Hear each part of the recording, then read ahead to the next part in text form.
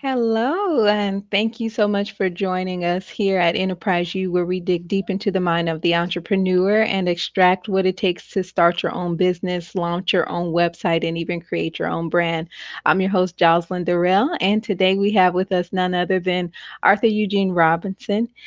He is going to tell us more about his ventures into entrepreneurship as a musician. So we're just going to do something and go backwards just a little bit and talk about your first dive into musicianship. So, can you tell us when you first became a musician and started collecting currency for it? Let's see.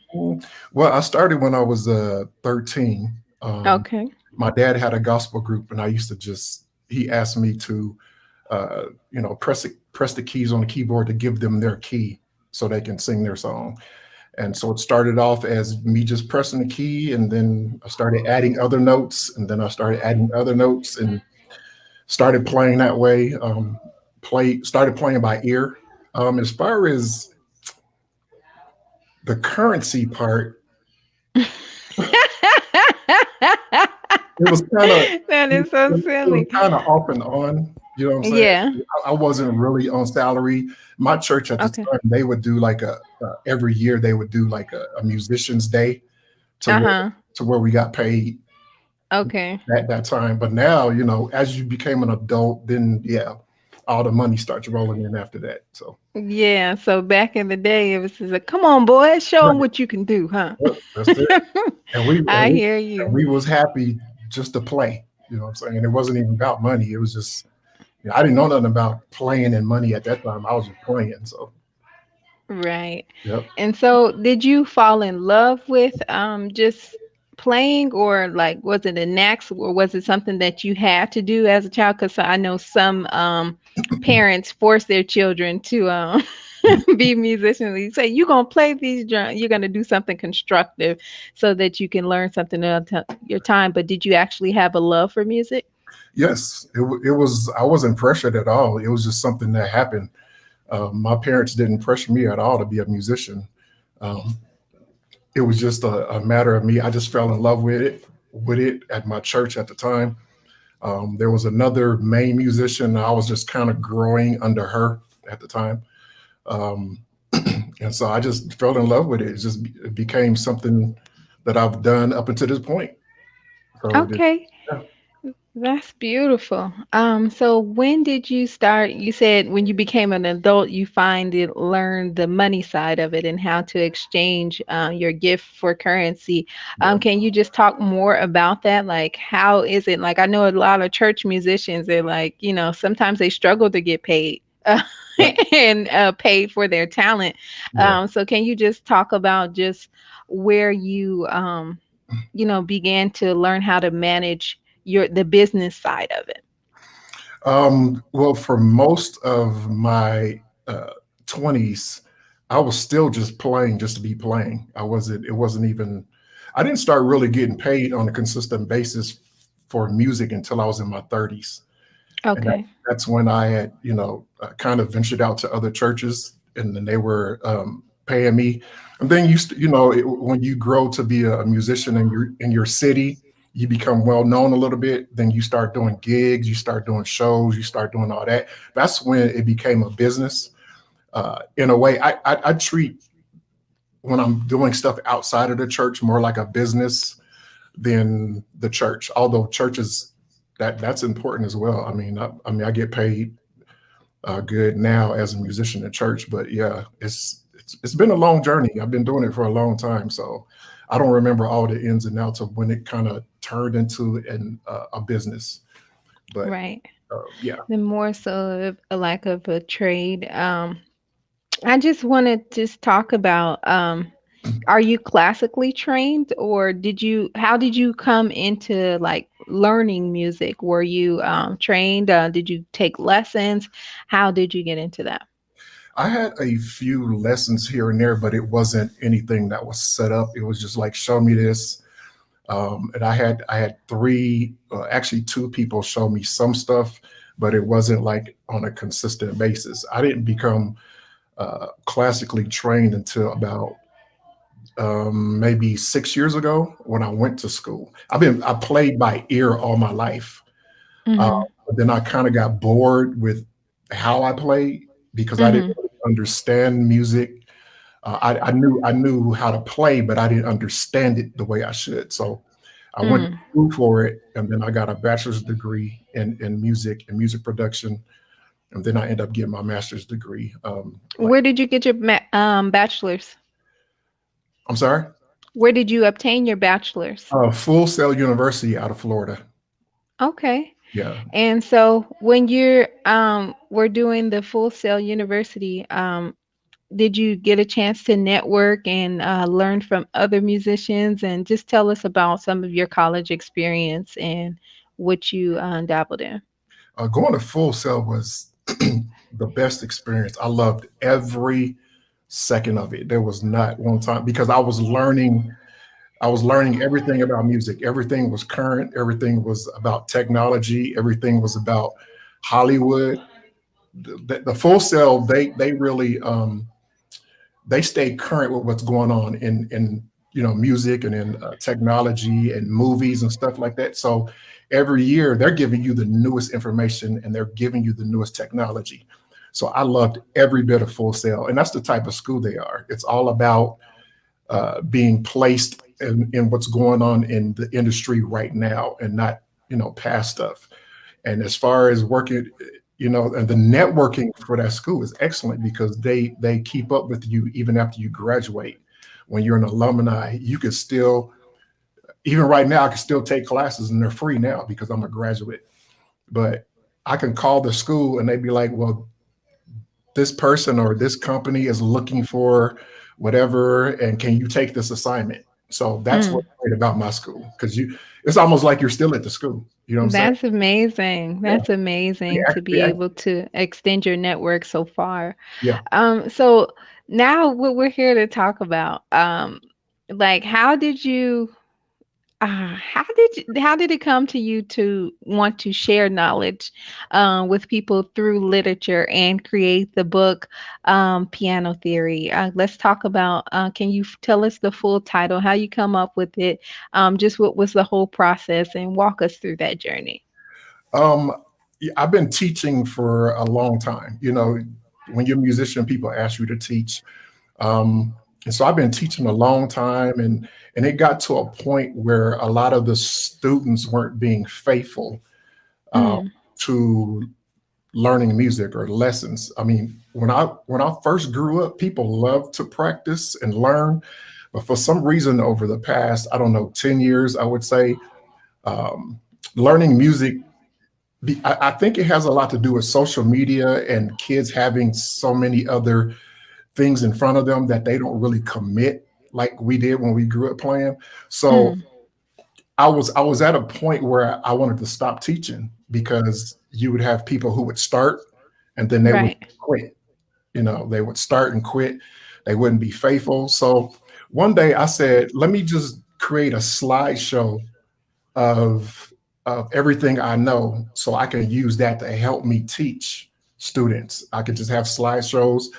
And as I was creating the slideshows, I'm like, this could actually be a book because it started becoming a book.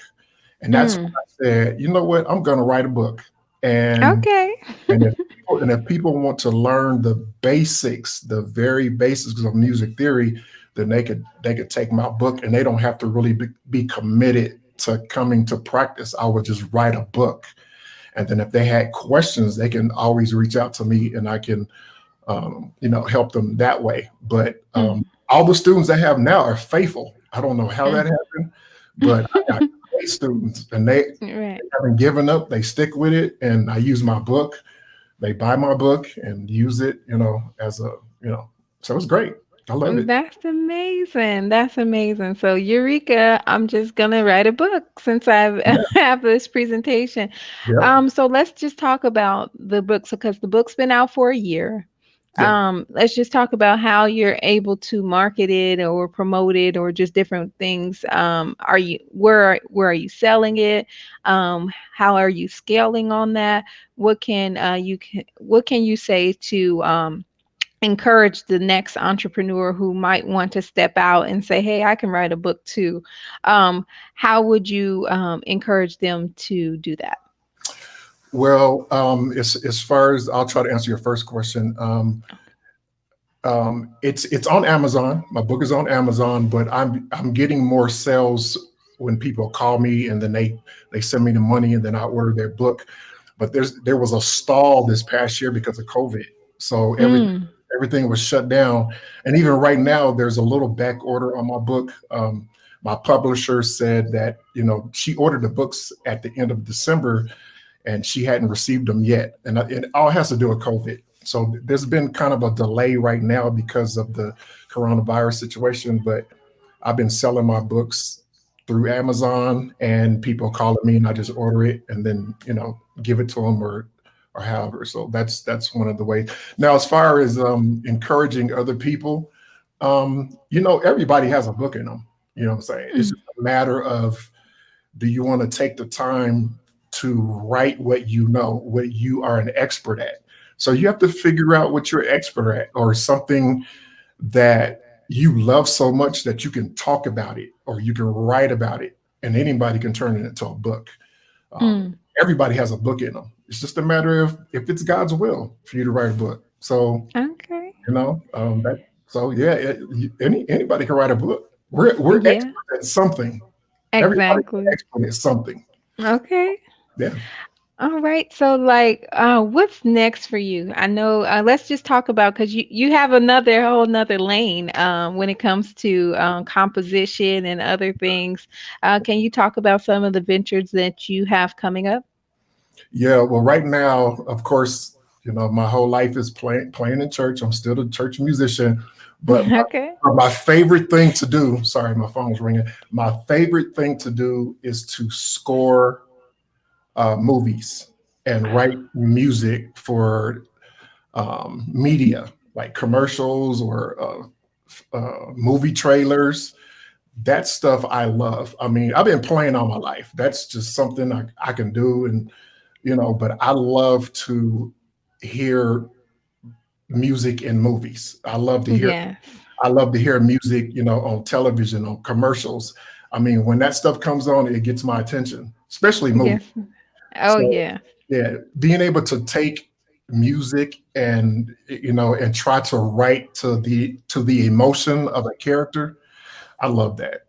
And I don't really talk about this part of my life too much. I kind of just do it and have a little success with it, but I don't ever talk about it ever. But Okay. it's my favorite thing to do. Oh my goodness. So, what is like when it comes to scoring, we have to talk about that. So what was your favorite movie that inspires you to actually want to score? Do you have one, a film that you're like, "Oh my God, this is the sound." Can you elaborate on that? Yes, Transformers. Yes, I Transformers. love. Transformer has the Okay. best score to me. And it's the first movie, the first Transformers. I forgot the guy's name who scores. He's very famous. I think it's John Williams. I'm not Mhm. sure, but there's certain scenes in the movie where the music is just it's amazing. And Mm. when I hear stuff like that, I just be like, wow. So Mm. it's that movie, and then the television show that I like a lot is Hawaii Five O, not the old version, but the newer version of Hawaii Five O. The person who writes the music for that show is awesome to me. So Mm. that kind of stuff, like I love that stuff. Okay. Yep.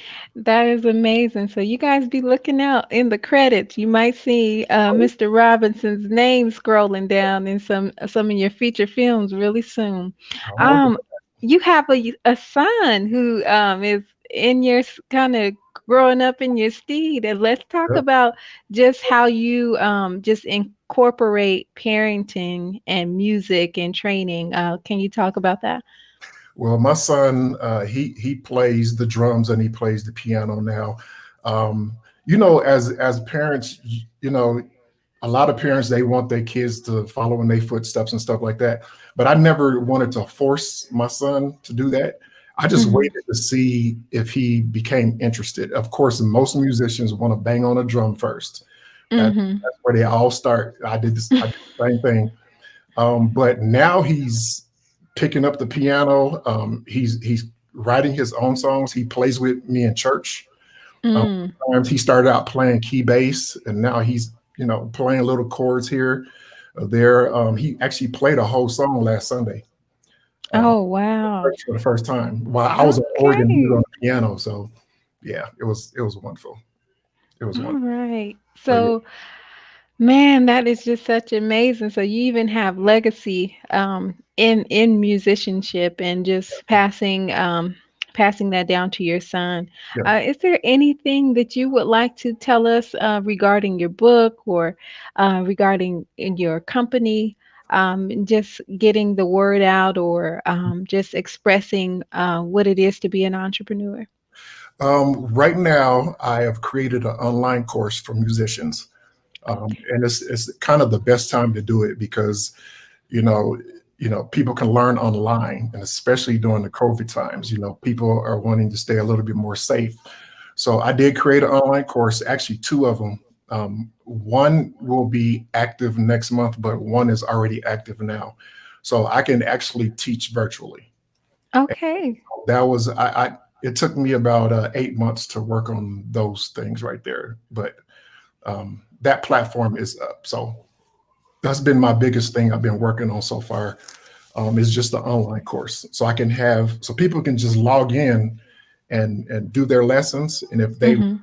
if they want me to help them, I can get on Zoom with them and then Wow. show them different things, at that time as well. But right now they can just get online and learn music. So Yeah, isn't it incredible how COVID has just brought so much innovation and just thanks. kind of it makes you it gives you that push, puts a little fire under you to become creative and Yeah, find different ways to create different streams of revenue.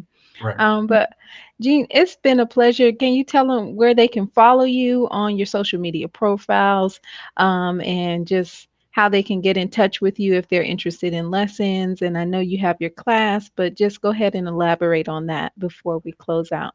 Um, I don't have a big social media presence as far as advertising my business, but I do advertise on my Instagram. I actually have three Instagrams.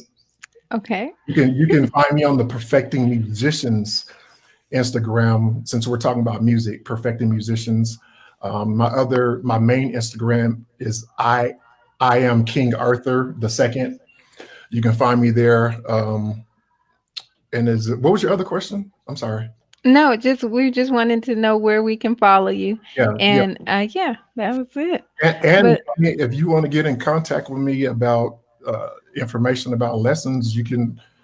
Should I give them my phone number, or should I say it out loud, or email? Email. You say can DM me. you can DM me. You can DM me, or you can hit me up at perfectingmusicians at gmail.com.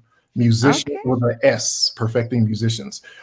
And if you have any questions, even if you're not a piano player but you want to find other uh, teachers that teach other instruments, I do that as well. I can find you a teacher. All right. Well, it's been a pleasure talking to you today. You guys, you heard it from for yourself. Here is go ahead and make sure you get a copy of Piano Theory. And you said he already told you where you can find it, so you don't have any excuses It's why on, you can't get it. it's on Amazon, or you can reach me Exactly. directly. Okay, so support Black businesses. And thank you so much for tuning in to another episode of Enterprise Youth. You guys have a great day. Thank you, Jocelyn. Thank you. All right, bye bye.